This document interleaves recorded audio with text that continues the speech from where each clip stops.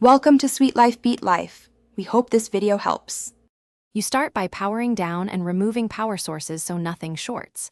Once done, open the shell, remove visible screws and use a plastic spudger to pry seams gently. This protects clips. Inspect the USB port area with a magnifier to identify bent pins, broken solder joints, or plastic debris. Make sure to note screw locations and cable routing. This saves time reassembling. If you see corrosion or melted plastic, plan to replace the port rather than attempting a simple realignment. You now remove the board to get full access. First, disconnect ribbon cables and antenna leads so they don't tear.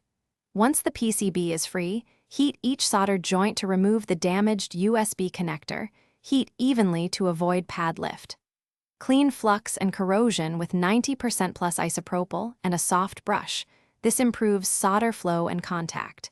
Before fitting the new port, check pad continuity with a multimeter and verify ground continuity to the shell.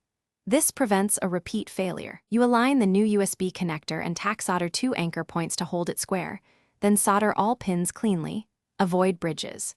Once cooled, reassemble the controller in reverse order, reconnecting ribbons exactly as noted and torquing screws snug but not over-tightened.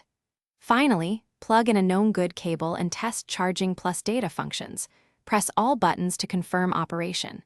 If it still fails, try reflowing suspicious joints and reseating cables. If problems persist, replace the PCB or seek pro repair.